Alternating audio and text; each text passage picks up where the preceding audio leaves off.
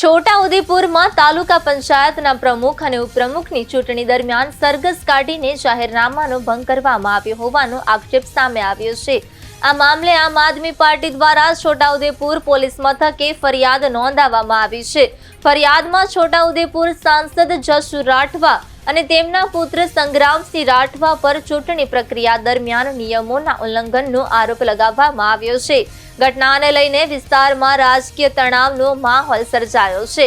પોલીસે ફરિયાદને આધારે આગળની કાર્યવાહી શરૂ કરી હોવાનું જાણવા મળ્યું છે। આજ રોજ છોટાઉદેપુર પોલીસ સ્ટેશન તમામ આમ આદમી પાર્ટીના કાર્યકર્તા ભેગા થયા છે।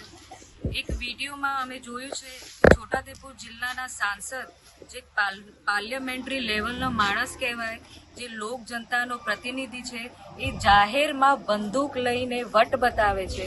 એટલે શું દેખાવા માંગો છો કે તમે ગુંડા છો, તમે દબંગ છો, કે તમને કોઈની જાનની કદર નથી, કે તમે કાયદા ઉપર છો। અને બીજા એક વિડીયોમાં છે જેમાં સંગ્રામ જસુ રાઠવા પણ બંદૂક લઈને એની તાનાશાહી બતાવે છે,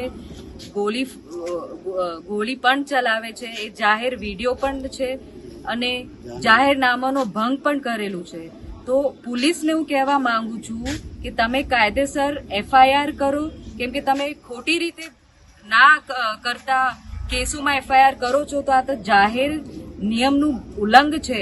ગન લઈને ખુલ્લેઆમ ફરવાનું અને અહીંયા જમા પણ નથી કરાયું પોલીસ સ્ટેશનમાં, તો આના ઉપર ગંભીર પગલાં થવું જોઈએ, નહીં તો આગળ અમે પછી કાર્યવાહી કરીશું।